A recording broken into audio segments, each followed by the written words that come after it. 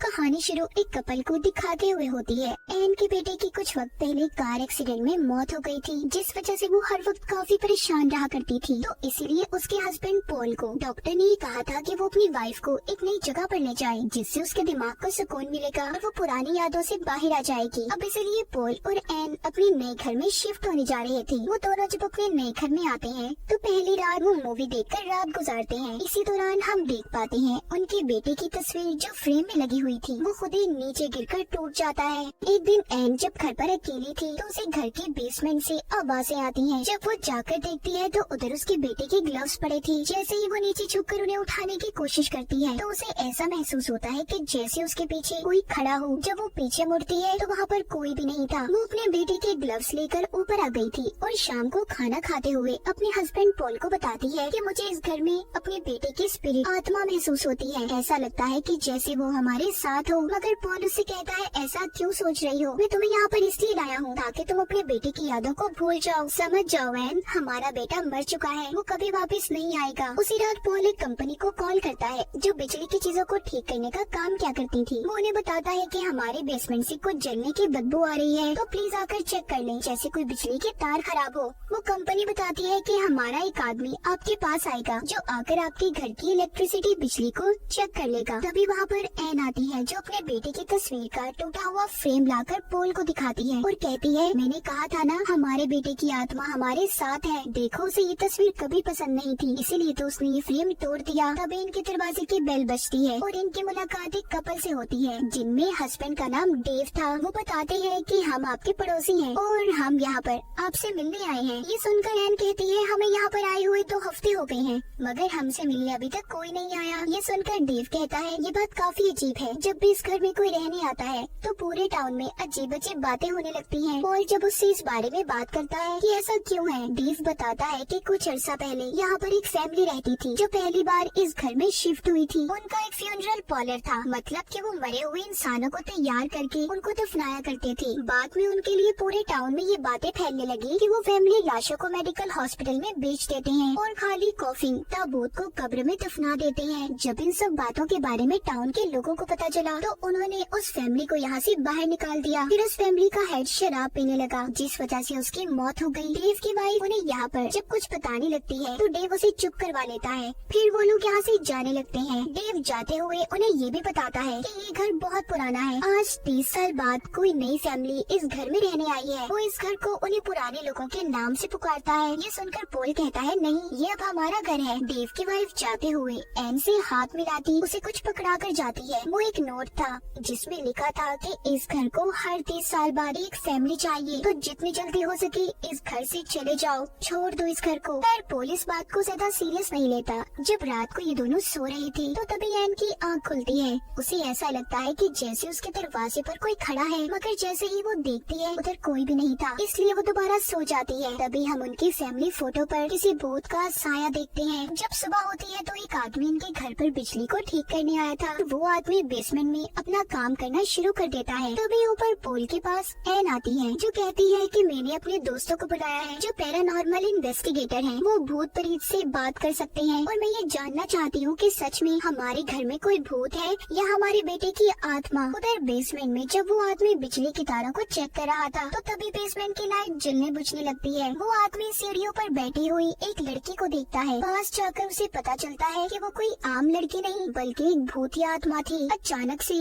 उस आदमी वर्कर का किसी ने हाथ पकड़ लिया था। पॉल जब वापस बेसमेंट में आता है तो वो आदमी कोने में बैठा था और उसका एक हाथ बुरी तरह से जल चुका था। पॉल जल्दी से एम्बुलेंस को कॉल करता है। इस पूरी हादसे के दौरान हम उस बेसमेंट में 3 भूतिया आत्माओं को देखते हैं जिनका जिस्म जला हुआ था। अगली सुबह पॉल दोबारा से बिजली ठीक करने वाली कंपनी में कॉल करता है। उसे ऐसा लग रहा था कि उस वर्कर को करंट लगा होगा। वो उनसे कहता है प्लीज मेरे घर के प्रॉब्लम को जल्दी दूर करें। जिसके बाद पॉल के घर में अब अजीब अजीब हादसे होने लगते हैं। ये देखकर पॉल भी घबरा गया था। वो भी इनके पीछे के राज को अब जानना चाहता था, इसीलिए वो एन से कहता है कि वो अपने दोस्तों को बुलाए जो कि पैरानॉर्मल इन्वेस्टिगेटर थे। जब वो उनके घर पर आते हैं एन की दोस्त उससे कहती है कि मेरा बेटा भी जल्दी यहाँ पर आने वाला है। उसने अपने बेटे को इसलिए बुलाया था क्योंकि उसका बेटा और एन का बेटा दोनों बहुत अच्छे दोस्त थे और जो इन्होंने रिचुअल जादू करना था उन्हें उसमें उसकी जरूरत थी। शाम को जब ये खाना खाने जाते हैं तो होटल में सब लोग बहुत ही अजीब नजरों से इन्हें ही देख रहे थे। पोल कहता है हम इस टाउन में नए हैं ना, तो शायद इस वजह से सब लोग हमें देख रहे हैं। दूसरी तरफ हम एन के दोस्त के बेटे को देखते हैं जो अपने एक दोस्त के साथ एन के घर पर पहुंच गया था, जहां पर उसे कोई भी नहीं मिलता क्योंकि इस वक्त सभी होटल में खाना खाने गए हुए थे। एन के दोस्त का बेटा घर में रुकने का फैसला करता है और काफी मौज मस्ती कर रहा था। तभी इन दोनों को बेसमेंट से आवाज आती है, इसलिए एन के दोस्त का बेटा जब बेसमेंट में चेक करने जाता है तो उधर वही भूतिया आत्माएं उस पर हमला करके उसे मार देती हैं। ये सब उस लड़के की दोस्त ने भी देखा था। वो ये सब देखकर बहुत डर गई थी, इसलिए अपनी गाड़ी लेकर यहाँ से भाग जाती है। मगर तभी जब उसकी नजर अपनी गाड़ी के शीशे पर पड़ती है तो एक भूत उसकी गाड़ी में पिछली सीट पर बैठा था। इससे पहले वो लड़की कुछ करती, वो भूत अपना हाथ उसके जिस्म के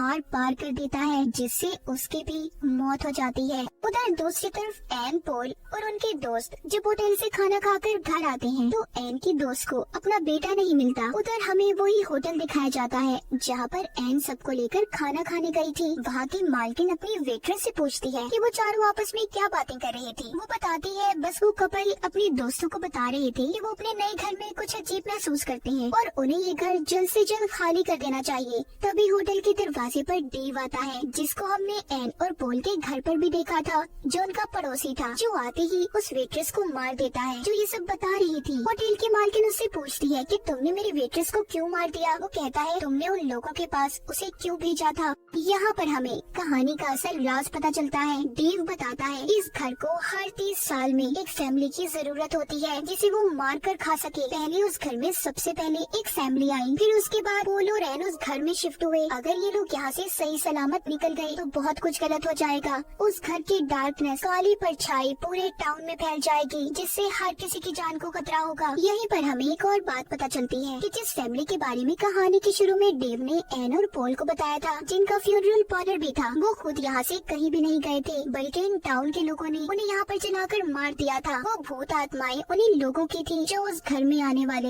हर इंसान को मार देती थी, मगर अब तक उन्होंने एन और पोल को नहीं मारा था। इसलिए डेव ये फैसला करता है कि अगर उन भूतों ने एन और पोल को नहीं मारा तो हम मार देंगे। उधर घर में एन की दोस्त उसे बताती है कि मुझे तुम्हारे घर में कोई काली ताकत महसूस होती है। कोई तो है इस घर में जो बरसों से छुपा हुआ है, पर वो तुम्हारा बेटा नहीं है। जब रात होती है तो पोल को अपने दरवाजे के बाहर कोई खड़ा हुआ नजर आता है। उसे ऐसा लग रहा था कि जैसे एन की दोस्त वहाँ पर खड़ी हो, पर एन की दोस्त तो अपने हस्बैंड के साथ सो रही थी। अचानक से वो भी उठ जाती है। उसे भी डरावना सपना आया था। वो अपने हस्बैंड को बताती है कि इस घर में बहुत से लोगों की जान गई है, ये घर बिल्कुल ठीक नहीं है। उधर पोल के कमरे का दरवाजा भी खुद ही खुल गया था और उस पर एक भूत हमला कर देता है, मगर जल्दी उसकी आँख खुल गई थी। मतलब वो भी सिर्फ एक सपना देख रहा था। सुबह को नाश्ता करते हुए एन की दोस्त सबको बताती है कि मुझे इस घर में घुटन महसूस हो रही है, इसलिए एन उसे अपने साथ घर का कुछ सामान लेने मार्केट ले गई थी। घर में एन की दोस्त का हस्बैंड रिचुअल जादू की तैयारी कर रहा था ताकि वो इस रिचुअल के जरिए उन भूत आत्माओं से बात कर सके जो इस घर में रहती है। मार्केट में एन की दोस्त उससे कहती है कि तुम लोगों को जल्दी ये घर छोड़ देना चाहिए, तुम्हारे घर में किसी काली ताकत का साया है। तभी उधर डेव आ जाता है जो इनसे बात करने लगा था। एन की दोस्त जब उसकी बातों को सुनती है तो उसे वो अजीब लगता है। एन की दोस्त डेव से पूछती है कि जो फैमिली एन से पहले रहती थी वो सच में ये घर छोड़कर चली गई थी। डेव कहता है हाँ ऐसा ही है, पर कहती है नहीं ऐसा नहीं है, तुम झूठ बोल रहे हो, क्योंकि कल रात मैंने उस घर में एक फैमिली को देखा है जो मर चुकी है।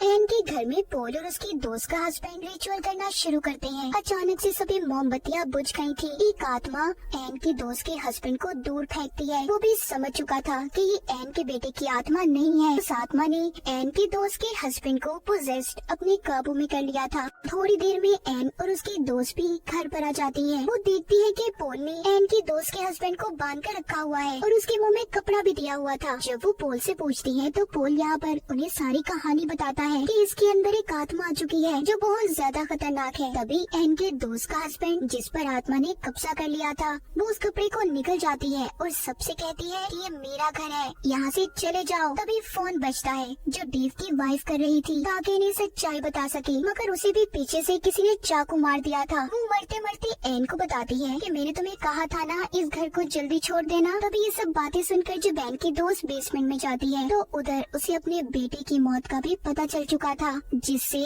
उसे उस आत्मा पर बहुत गुस्सा आ जाता है और वो अपने हस्बैंड पर हमला करने लगती है क्योंकि वो